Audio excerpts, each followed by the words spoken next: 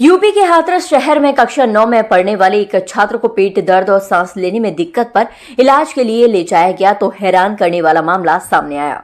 Ultrasound कराने पर उसके पेट में घड़ी में लगने वाली छोटी सेल, ब्लेड के टुकड़े, कील आदि 56 धातु के टुकड़े निकले। उसके पेट से इन सब चीजों को निकालने के बाद भी उसकी मौत हो गई। मामला हाथरस शहर की रत्नगरबा कॉलोनी का है। मूलतः अलीगढ़ जिले के गांव बेलोटा के रहने वाले सचेत शर्मा यहां शहर में घर बनाकर रहते थे। उनके कक्षा 9 में पढ़ने वाले बेटे आदित्य को पिछले दिनों पेट में दर्द और सांस लेने में परेशानी हुई थी। इस शिकायत पर उसे शहर के अस्पताल ले जाया गया। निजी चिकित्सालय के डॉक्टर की सलाह पर परिवार के लोग उसे जयपुर के SDMH अस्पताल ले गए, जहां कुछ दिन इलाज के बाद उसे घर भेज दिया गया। फिर उसे सांस लेने में दिक्कत हुई तो तब उसे अलीगढ़ के एक निजी अस्पताल ले जाया गया, जहां से इसे घर भेज दिया गया। उसे फिर से समस्या हुई तो 25 अक्टूबर को नाक का CT स्कैन कराया गया तो उसमें नाक में गांठ होने पर उसका ऑपरेशन कर दिया गया। गांठ निकालने पर सांस लेने में हो रही दिक्कत तो दूर हो गई, लेकिन पेट की समस्या जस की तस बनी रही। 26 अक्टूबर को एक निजी अल्ट्रासाउंड सेंटर पर आदित्य के पेट का अल्ट्रासाउंड हुआ तो उसमें 19 चीजें पाई गईं, जिस पर चिकित्सक ने उसे रेफर कर दिया। वहां से उसे नोएडा के एक निजी अस्पताल में ले जाया गया, जहां अल्ट्रासाउंड में 56 चीज उसके पेट में नजर आए, जहां से भी उसे रेफर कर दिया गया। फिर परिवार वाले उसे दिल्ली के सफदरजंग अस्पताल ले गए, जहां अल्ट्रासाउंड करने पर भी उसके पेट में 56 चीजें दिखाई दी, जिसके बाद 27 अक्टूबर को उसका ऑपरेशन हुआ। सभी चीज को बाहर निकाला गया। अब उसका पेट पूरी तरह से साफ कर दिया गया। उसके बाद 28 अक्टूबर की रात उसकी मौत हो गई। आदित्य के गले का भी अल्ट्रासाउंड हुआ, लेकिन गले में घाव के कोई निशान नहीं मिले।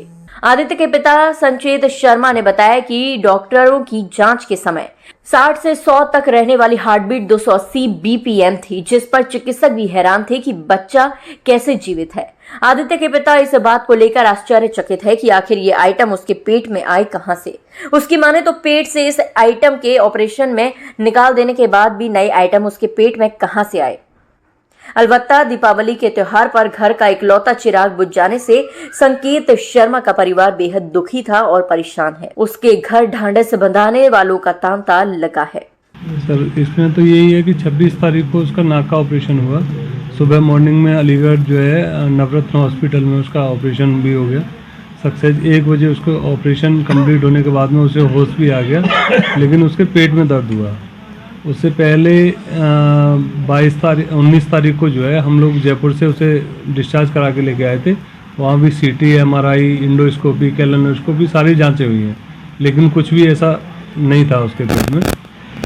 26 तारीख को उसके बाद में अर्नब वर्मा के यहाँ लेके गए अलीगढ़ KK के जो हॉस्पिटल के बराबर में है, तो उन्होंने उसकी पोजीशन देख के उसे KK में शिफ्ट करवाया।